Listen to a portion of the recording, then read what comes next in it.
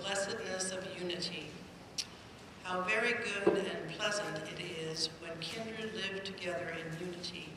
It is like the precious oil on the head, running down upon the beard of Aaron, running down over the collar of his robes. It is like the dew of Hermon, which falls on the mountains of Zion. For there the Lord ordained his blessing, life forevermore.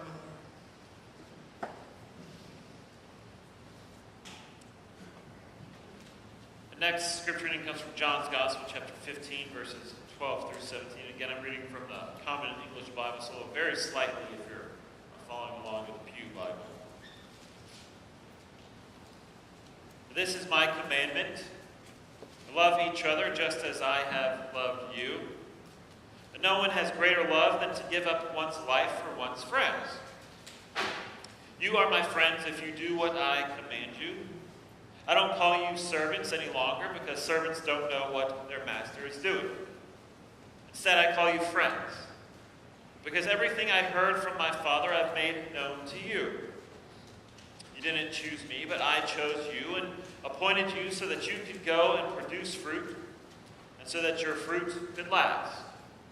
As a result, whatever you ask the Father in my name, he will give you. I give you these commandments so that you can love each other. For this is the word of the Lord. Thanks be to God. This week I'm continuing my sermon series on the small group focus that we're having, but don't fret, it doesn't only apply to that, but it applies to all kind of facets of life, work, other groups, churches, other churches, or whatever part you might be a part of. They can fill in every parts of life. So today we're talking about connections, as I kind of discussed with children. So connecting to me is kind of an interesting term. I feel we can experience connections in many different ways and through different facets of life. We can connect to inanimate objects, to pets, to God, to other people, to groups of people, to organizations and religions, charities, churches, and even to certain traits or habits that we have for ourselves. But when we truly feel a strong connection to something, we feel something special. We feel a peace inside. We feel validated, supported, understood, appreciated, and loved, just to name a few. We feel the person or object that we are connected with is irreplaceable, like our little blankie or our flounder that we have when we're 2 years old, or maybe our soulmate when we're 62 years old. In other words, connections fulfill us and make us feel human at the end of the day. And so perhaps on some other levels, it encourages us and empowers us and endears us to God and encourages us to get connected with God even stronger than we might be. We can feel emotionally, spiritually, and sometimes even physically attached to those that we feel connected to. And those connections can drive us and carry us throughout much in life. So the specific idea of connecting is defined as the process of developing relationships with an identified group of people. So that's the definition that's found in Bill Self's Study on Small Group book. So I would expand that to go beyond merely just a group of people, maybe to certain organizations, as I mentioned, or individuals, or certain things beyond just a certain group. But Bill further details this definition by saying that there is a gnawing ache within inside each of us to connect in a meaningful way with someone else. So this need is most noticeable when it is not met. So we often try to cover for the need for community with something else. We live vicariously through television or film. We try to occupy ourselves with work, or shopping, or food, or alcohol. But it's always there. This kind of deep burning and desire to be known and to know someone else. So that desire, that thirst, that drive, sometimes we're very aware of it and know that it's pushing us and that we're craving some kind of connection with someone. Even though we might have been hurt or jaded in life, eventually that will bubble back up again to the surface. And we'll have a desire, we'll have a drive to make a strong connection. So the danger, as Bill states, is when we attempt to fill that true connection, if we don't have it in that void, with something else that might make us feel like it's filled, but really just makes us a little more empty. When we rely solely on engaging in online communities, we resort to substance abuse, or fill that need with an excess of food or some other excessive unhealthy habit, we're doing a disservice to ourselves and those around us. So essentially, we need to know that we have a good, strong connection available, and we can realize it usually when we do. So it kind of reminds me of plugging an appliance into the wall, right? You got a coffee maker or some drill or whatever you need to plug into the wall. If it's a good connection, it'll go in very easily, and then you'll have power to the device, right? Makes sense. You've got strength and power drawing from that connection. However, if you go to England and you take your normal American extension cord or an iPhone charger or an iPad device, it's a different connection. You're out of luck. You won't be able to plug it in, so be careful if you travel overseas, right? Those connections are a little bit different. So in life, we can know and feel when we have a good connection and one that doesn't really quite kind of fit. So when a connection is not there, I feel that we realize we're a little maybe empty, or we have that void, and we want to have that filled, and hopefully we can get that through a group or another person, as opposed to some of the dangers that Bill mentioned in his book. But yet, if we know and understand that connecting is so important in our lives, and that we have friends and families and church members for a reason, why do we sometimes struggle to make good connections? There could be a plethora of reasons or variables, some justifiable and others maybe just excuses. Either way, connecting to and with a particular group can at times be very challenging. But one of those main challenges, and primarily in this country, is a strong emphasis on independence, right?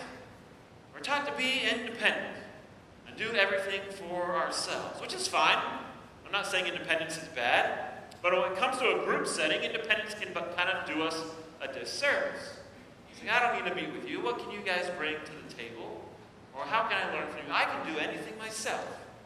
You should see me trying to install our dishwasher at home. I think I've carved a hole in the back of the house. And I'll go outside and back. Don't talk to my wife about it, but that's going to be okay. We'll have it fixed, hopefully, by today. But we have this independence that we can do anything ourselves, right? Yet in a group setting, that really can't be our sole focus. So we need to broaden that vision and apply it to an entire group. Humorously, Ralph Waldo Emerson once wrote, "Every man alone is sincere. At the entrance of a second man, hypocrisy begins." So we're pretty much fine by ourselves, right? You throw someone else into the mix, everything gets thrown out of whack. It's conflict, there's hypocrisies, things don't really always connect and go well together. Needless to say, there are quite a few impediments or deterrents that prevent us from connecting to other people. We're finding that authentic community that we so desperately seek, and God has wired us to seek in life. So referring back to that small group book by Bill Self, he has three kind of theories as to why we refrain from attending small groups or any groups in general, and why we kind of draw back from them. So his three separate reasons are time, relational exhaustion, and weirdos. So yes, that's right, weirdos. So as such, we'll kind of look at these three separate rules or categories or theories as to why Bill thinks these are deterrents to small groups, and why they're kind of identified as roadblocks for us. So the first of these, and perhaps most obvious, is time. This is a subject that produces quite a conundrum. Time is essentially infinite and eternal, right? It's always going to exist. It's going to go well beyond our own lives. But that's the problem. Our lives on this planet are finite. We only have a certain amount of time to do things. So that means what we have this time and what we use it for is rather limited. And so we have to be careful about how we choose to use that time and what we want to invest in and use that time for our present time and our future time. So when we're younger, we kind of really don't get this grasp or understand it, right? Most of us here have been teenagers before, so we might remember those days. But I don't know, if you were like me, then I felt immortal, invincible, and time was just going to go on forever.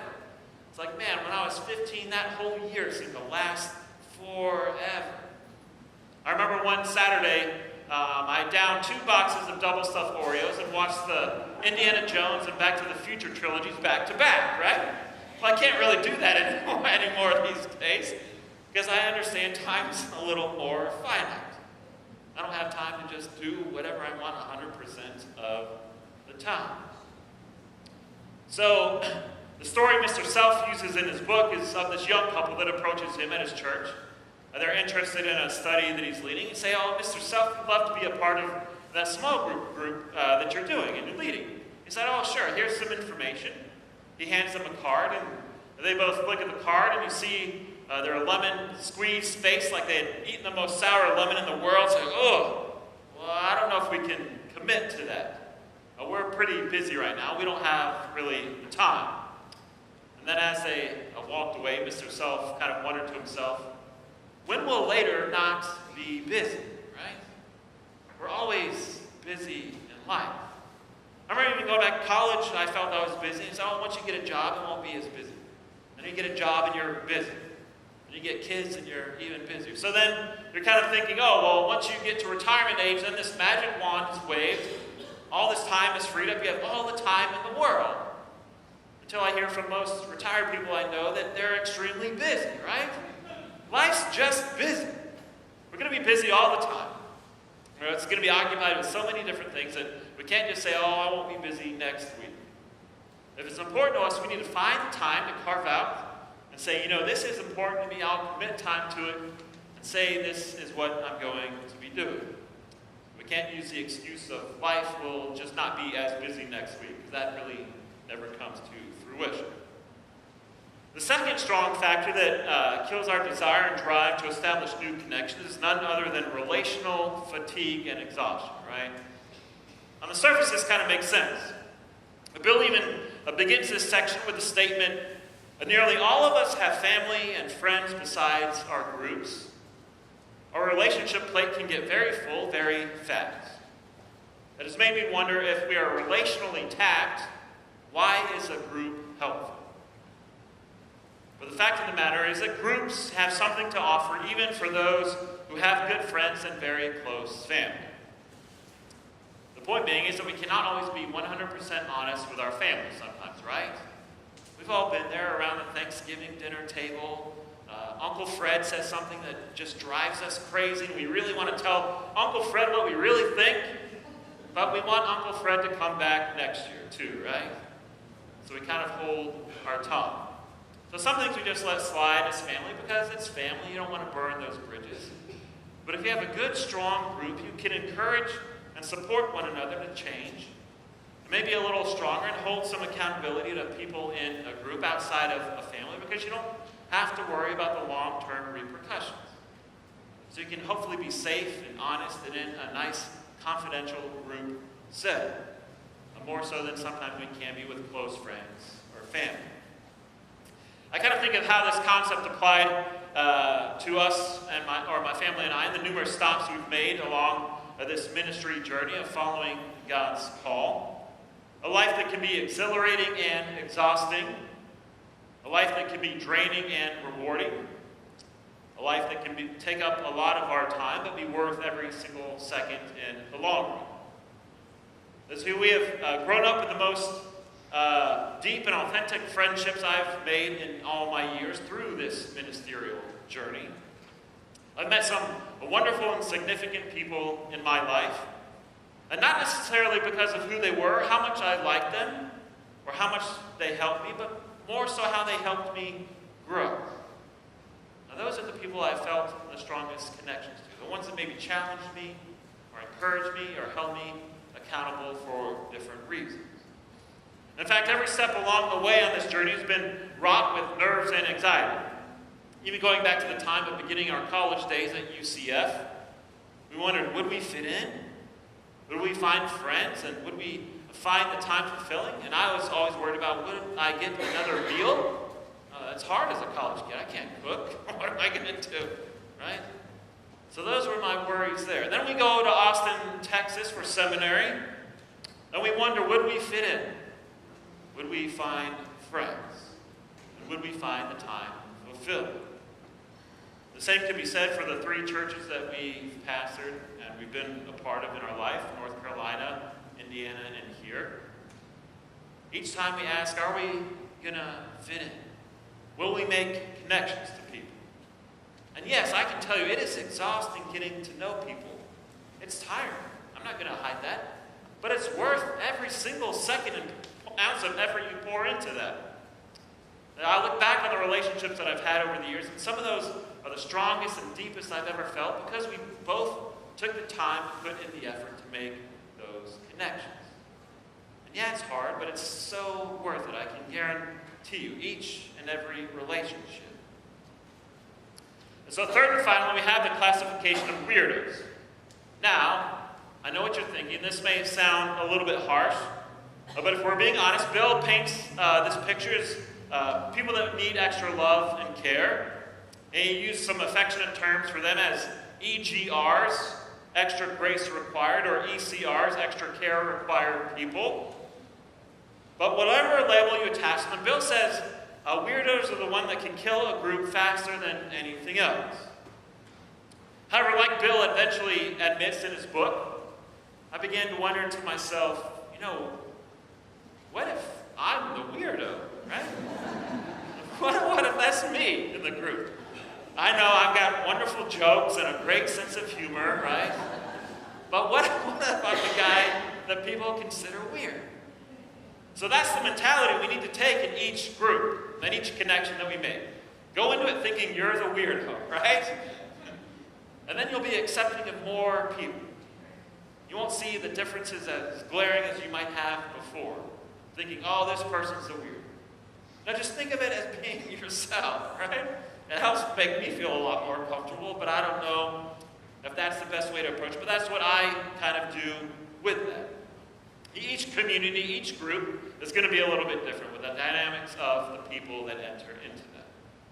So just go into it with an open mind and a welcoming heart and say, if you're normal or weird just like me, I will love you and support you just the same. So no matter what, we can exhibit more grace, and more patience, and more understanding, no matter the circumstances and no matter the person is with us. So if any of these factors are at the forefront of your mind and encouraging you not to sign up for a small group, then I would encourage you to find a way to get past these roadblocks. And not just with small groups, but maybe in the workforce, maybe in another group that you belong to or another community that you're a part of. Don't let these 3 factors be a deterrent for you participating and enjoying the life of that group. Additionally, we need to kind of understand what's at the heart of successful connections and how we go about fostering them and ensuring good, strong connections are made. Now, some of the steps are fairly simple and self-explanatory, but I feel they're worth mentioning as we discover them in Bill Self's book. So first we have the question of what is the target? What are we aiming to do or kind of accomplish? I think sometimes that target's a little too narrow for us, right? If we go into a group thinking, I'm going to find my soulmate, we're going to be the best friends for 800 years, and we're never going to have any conflict, maybe those are unrealistic expectations. And we kind of need to temper those or make the target a little bit broader or a little bit bigger. And maybe it's good enough for us just to say, if they're participating, or if they come to the meeting, or if they add something in the discussion to the group. Just like kind of a broader target of what you're trying to accomplish. Yes, sometimes you may make strong, deep-rooted connections, but that's not going to happen all the time. So you don't want to be disappointed if that doesn't take place. So just be happy with some of the little progress that's made. People showing up, the people participating, and people getting to know you slowly but surely. What we also need to do is go about making people feel comfortable, right? We were at Disney yesterday, and Disney seems to have it down to a science. They've got people that'll help, they've got signs, all this other stuff. They've got $800 food that you can buy, and all these great things. We love Disney, but they've got hospitality and making people feel comfortable down, pat, right? So with us, we need to figure out how do we make people in groups feel comfortable. It's helping people feel safe and heard. And then also for us, sharing what Bill calls snapshots about our life. Maybe we share our fears, our anxieties, our history, our quirks, what we like, what drives us, what makes us tick. And not our whole life story all the time, right? Sometimes it's okay to share that, but little snapshots like opening up a photo album and flipping through someone's wedding pictures or their life photo family album and seeing those little snapshots. That helps others feel comfortable and safe in a group setting. So all of these factors considered, and whether you're joining a small group or not, just keep in mind that God has called us to live in communities and to exist as fellow brothers and sisters in Christ, and supporting and loving and helping one another. So this reading we had from John clearly reflects that. You see Jesus with his disciples. He says, "No longer are you simply my servants or my disciples, you are my friends." You see, when we form those strong connections, we build these friendships and hopefully last beyond just a day. And I'm sure the disciples learned from Jesus just as much as Jesus maybe learned from the disciples. Maybe it's a two-way street. Connections don't just benefit us, they benefit another person and another group too. So whether we have similarities or differences, or whether we connect or have struggles connecting with other people, or whether we consider ourselves normal or weird, I encourage you to focus on connections. Christ sees that importance in life, and so should we.